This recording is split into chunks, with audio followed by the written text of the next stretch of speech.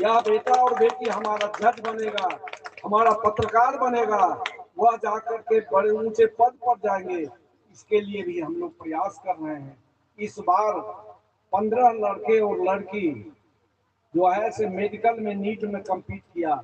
हम लोग बुला करके उनके गार्जियन को कहा कि आप बच्चे को पढ़ाइए, आपका नीट में कम्पीट किया है और इसके लिए नहीं होगा तो हम लोग चंदा करेंगे, सब आदमी थोड़ा थोड़ा मदद करेंगे। 15 लड़के जो है से लड़की कम्पीट किया है दरभंगा से, उसको हम लोग सम्मानित किए।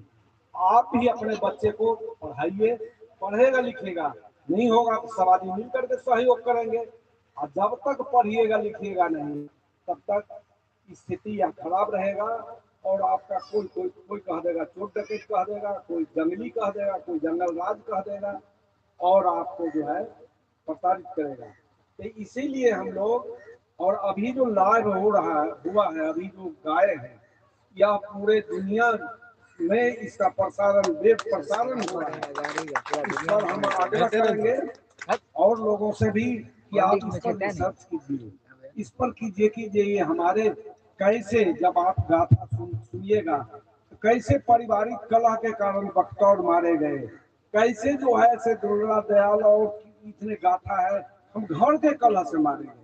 हमारा दुश्मन को दूसरा नहीं है, हमारा अपने ही भाई लोग हैं जो नहीं चाहता है विकास हो। वो आगे आपका विकास का ही है, तो शिक्षा का कमी है, कर रहे हैं भाई भाई खराबी कर रहे हैं। इसलिए जरूरत है कि इससे आगे बढ़ करके आप अपना धन गाय और भैंस समझते हैं, आपका धन आपका बेटा और बेटी है। यदि वो पढ़ लिख लेगा तो वह आपको जो है उद्धार कर देगा, आगे बढ़ करके नाम कर देगा। नहीं तो गांव में रह करके जो 4 कट्ठा जमीन है उसको ही बेच देगा। एक उदाहरण बताते हैं, 68,000 बीघा जमीन, एकड़ जमीन दरभंगा महाराज को था और उसका बाल बच्चा आगे जो हुआ पीने खाने वाला निकल गया। आज उसका स्थिति है कि 38,000 बीघा जमीन कौन बेच दिया दरभंगा महाराज को उसे पता नहीं है। एक यादव जी आए और उन्होंने, कलेक्टर थे, उन्होंने कहा कि जब आप जमीन नहीं बेचिए इसको पर्यटन स्थल बना देंगे, लेकिन वो जो किला देखते हैं उसके अंदर वाला भी बेच दिया। तो 68,000 बीघा जमीन जब जा सकता है तो आपको तो 68 कट्ठा हिस्सा देंगे। यदि बाल बच्चा नहीं पढ़ेगा लिखेगा तो वो जो है वो भी खत्म हो जाएगा।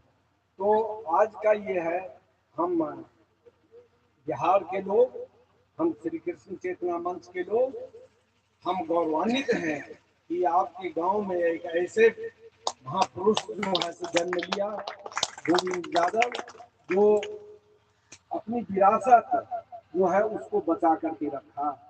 और इसके इतिहास के बारे में और देखेंगे कि कैसे दीना भद्री जो है कनक सिंह जैसे जमींदार, फिर आप देखेंगे कि रोसड़ा के क्षेत्र में दीना धनु राउत थे, उसको माई गहील जो है जा करके कहे कि तुम जो है बेगारी वाला काम नहीं करो।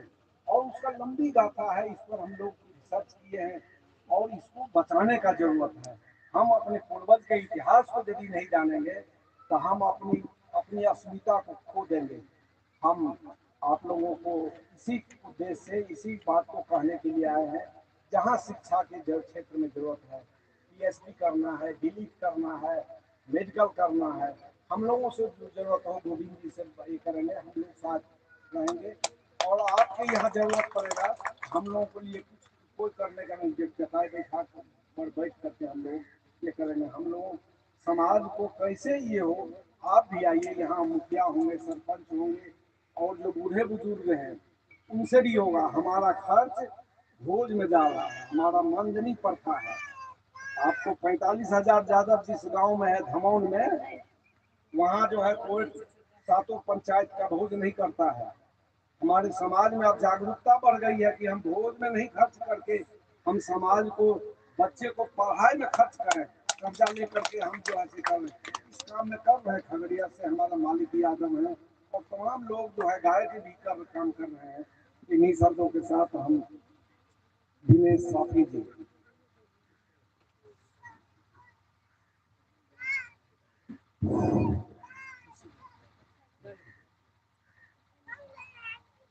आदरणीय अध्यक्ष श्री कृष्ण चेतना मंच दरभंगा, उपाध्यक्ष हमारे रामविलास बाबू, सदस्य हैं कैलाश बाबू और डॉक्टर पूरन जी। आज हम लोग आधा घंटा पकड़ लो ना, गोविंद जी को सम्मानित करने के लिए और आप लोगों को एक संदेश देने के लिए आए हैं कि हमारा समाज किस कारण से अभी भी पिछड़ा हुआ है। आप गौर कीजिएगा, सामाजिक, आर्थिक, मानसिक, सांस्कृतिक, मतलब इस पर गौर कीजिएगा तो आपको पता चलेगा कि हम ही लोग क्यों बदनाम हो जाते हैं। शासन में हो, प्रशासन में हो, एक परिघटना हम सुनाते हैं, आप लोग भी सुने होइएगा, जिसमें समझ लीजिए पिछड़ों का बहुत बड़ा उद्धारक बीपी मंडल साहब थोड़े दिन के लिए मुख्यमंत्री बने थे और संयोग से बरौनी रिफाइनरी जो है उसमें पाइप से, असम से पाइप आता है गैस क्रूड ऑयल का, यहाँ रिफाइन होता है। पाइप लीक गंगा में और वो थोड़ा सा टेम्परेचर पर आग पकड़ लेती है तो वो जलने लगा। तो प्रभु जो थे विनोदानंद झा उस समय विरोधी दल में थे, उन्होंने स्टेटमेंट दिया जब शूद्र मुख्यमंत्री होगा तो पानी में ना आग लगेगा। कहने का मतलब आप कितना अच्छा कीजिएगा तो आपको बदनाम करने के लिए लोग लगे रहेंगे। अभी हमारे अध्यक्ष महोदय देवनारायण बाबू चर्चा किए, क्यों हम लोगों को जंगली कहा जाता है, हमारे शासन को जंगल राज बोल दिया जाता है, क्यों? क्योंकि आपको कभी यश देने की जरूरत नहीं समझता है। मुट्ठी भर लो। भारत रत्न कपूर ठाकुर साहब का हम भाषण सुनने का हमको मौका मिलता था, वो एक शब्द का प्रयोग करते थे, मुट्ठी भर लोग। वास्तव में मुट्ठी भर लोग 3.5% लोग हैं जो अपनी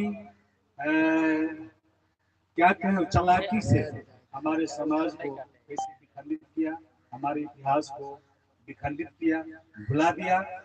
आप याद करेंगे जो अभी लोक गाथा के बारे में चर्चा हुई, बीना भाद्री हो या लोरिक हो या सलहेश महाराज हो या कारिक महाराज हो, इन लोगों की गाथा को कैसे बदनाम किया गया। ये चल रहा था कुछ वर्ष पहले तक, गांव-गांव में इसका नाच होता था, सलहेश का, लोगों की भीड़ लग जाती थी, तो इसको बदनाम किया गया। गैरथैया नाच है, ये सोलकन का नाच है ना। संयोग से जिसका था वो लोगों को लगा कि ये खराब है, जबकि जितने बहादुर लोग थे वो लोग, एक परिघटना मैं सुना दूं, बिना भद्री 2 भाई थे, बिना और भद्री, समाज के जो दूसरा समाज होते हैं उस समाज के थे और मानसिक रूप से पढ़े लिखे तो नहीं थे, लेकिन मानसिक रूप से विकसित थे, शरीर ही उनका काफी मजबूत था। और कनक सिंह और जोरावर सिंह जमींदार था। उस समय डोला पर था, एक होता है डोला पर था, एक बेगार पर था। आप लोग जानते होइएगा, डोला प्रथा है जो नव दुल्हन नहिरा से जो सासुर की विदाई जो होती है डोली पर चढ़कर, तो डोला प्रथा ये था कि जमींदार उस डोला को रोक करके अपनी इच्छा अनुसार जय दिन मन होता था तय दिन रखता था। अब बेगार था कि आप चुपचाप, आपको आदेश आ गया हमारे खेत में काम करना है, तो मजदूरी दे बा न दे आपको उसमें काम करना है। इस प्रकार से हम लोग शोषण हुए हैं और वह बिना भद्री जो है उस लड़ाई लड़ा और उसकी गाथा हम लोग इसलिए गाते हैं कि हमारे समाज के लोग सजग रहे। अभी लोग क्या करते हैं, गर्दा झाड़ लेते हैं, चलो ना हमको थोड़ा मारिए न दिया, थोड़ा दुखकारे न दिया, हमारे साथ ऐसा ही न कर दिया। इससे क्या होता है, मुट्ठी भर लोगों का मनोबल बढ़ता है, हम लोगों का मनोबल टूटता है। चूंकि हमारे ही समाज के लोग, अभी हमको सामाजिक बात करते हैं, अभी हाल में जो परिस्थिति से हम लोग गुजरे हैं, जो हमको देखने वाले थे, हमारी परिस्थिति को भांपने वाले थे, हमारी समस्या को हल करने वाले थे, वैसे नेतृत्व करने वाले लोगों को ऐसा बदनाम किया, ये डाकू है, बदमाश है, चोर है, लूट लेगा। जबकि लूट वर्तमान में जो मुट्ठी भर लोग हैं, आप कल्पना नहीं कर सकते हैं कितनी लूट हो रही है। खुद मंत्री हैं, खुद बड़े बड़े पद पर है, उनके भाई, बेटा, साला, बहनोई ये सब ठेकेदारी करते हैं। आप अंदाज कर लीजिए कि टोला गांव मिल करके आपको नहीं लगता है कि साल में 5 करोड़ रुपया आमदनी इस गांव में आता हो? 5 करोड़ रुपया। और एक ठेकेदार जो 1000 करोड़ का लेता है, मेरे गांव में एक नहर बन रहा है, 400 करोड़ में उसको पूरा ही करना है।